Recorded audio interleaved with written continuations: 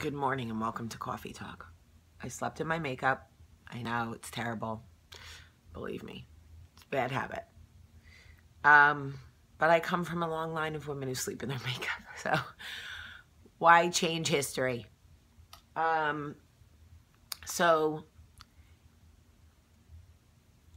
Okay. So all the talk about presents. My kids have birthdays throughout the holidays. Charlie's is tomorrow, and Olivia and Max are in January. Michael's in January. Charlie was actually due in January, but she came in November. So apparently Michael and I only have sex in the beginning of May. Anyway, so much talk about presents during the holiday season. And I'm not going to sit here and remind us what Christmas is really about, what Thanksgiving is really about, because we all know that. But at the end of the day, especially as parents, we have jobs to do. We have presents to buy, and not just parents, daughter-in-laws, sisters, whatever. You've got to buy presents for everybody. So we know Thanksgiving is about X, Y, and Z. We know Christmas is about X, Y, and Z, but presents, right? One of the things that I have found over the years in buying gifts is when I put thought into a gift, when I take the time to really think about what will serve this person's heart, what will truly make this person happy, I have a very different feeling watching them open it than if I just pick up a lipstick or get them a scarf. I think I'm sure you know what I'm talking about. When you really find the right thoughtful gift for somebody, it is a completely different giving experience. And I thought, why is that? There is something about being thoughtful that serves us in a way that giving, just giving, doesn't do. And it got me thinking more. I'm certainly not a philosopher, but I never feel like I'm saying that word right. Do you ever have a word where you're like, awful, and people are like, that's right, and you're like, it never sounds right? That's how I feel about philosophers. See?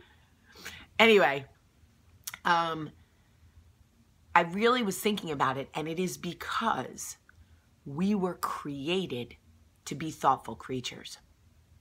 And the closer we get to the way we were created, the more fulfilling our actions and reactions feel and become.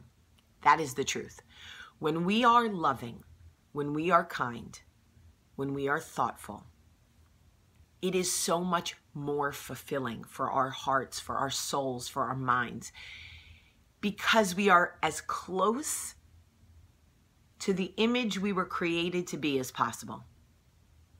That is why when we treat people poorly, or we forsake them, or we do something we know we shouldn't do to them, like lie or cheat them out of money or whatever, we feel guilt.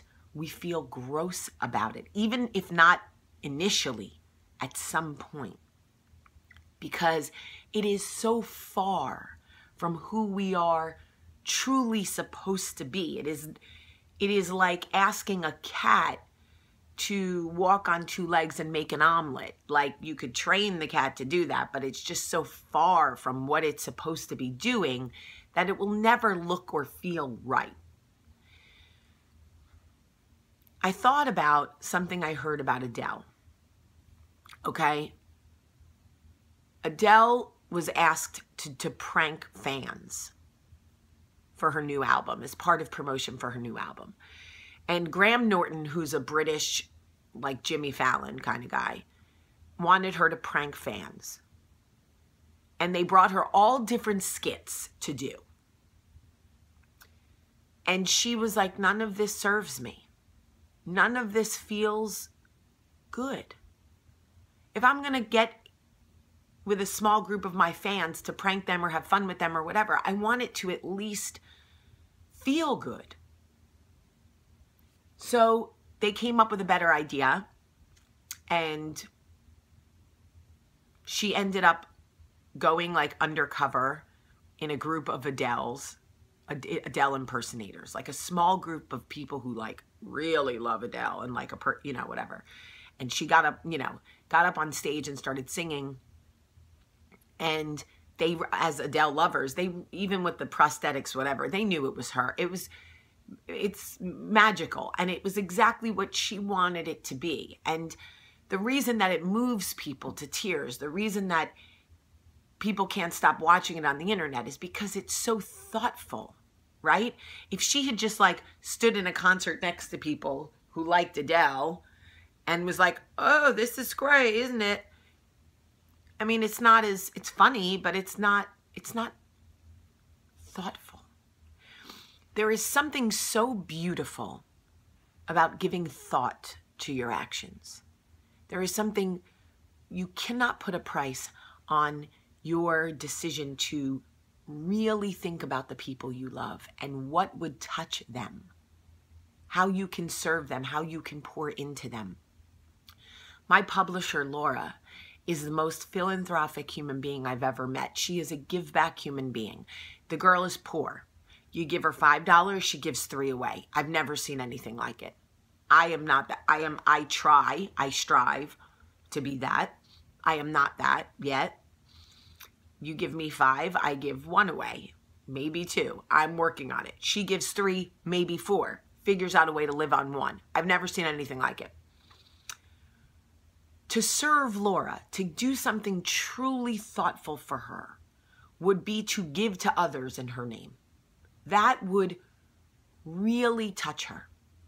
Buying her a dress or something I know she needs would be nice, but it would never move her soul. Her heart would never beat faster for that. It just wouldn't. Doesn't mean I won't do it at some point, buy her a dress because she needs one. I'm just saying, it won't. You know, Danielle is an extremely thoughtful, feeling human being who thinks about what she can do for others. The reason that I wanted to talk about this with you in Coffee Talk is because we want to be as close to who we were created to be as possible. I know that it's a busy season. I know that we're under a lot of pressure, that it is important that we buy gifts for a lot of people. We can't necessarily be thoughtful for everybody, but if we are mindful about the purpose of giving and receiving, and if we are mindful about the people we are buying for, what serves them, what will make them feel, what experience can I give them with this gift, I think that this season could be completely different for all of us. Less of the and more of the, oh,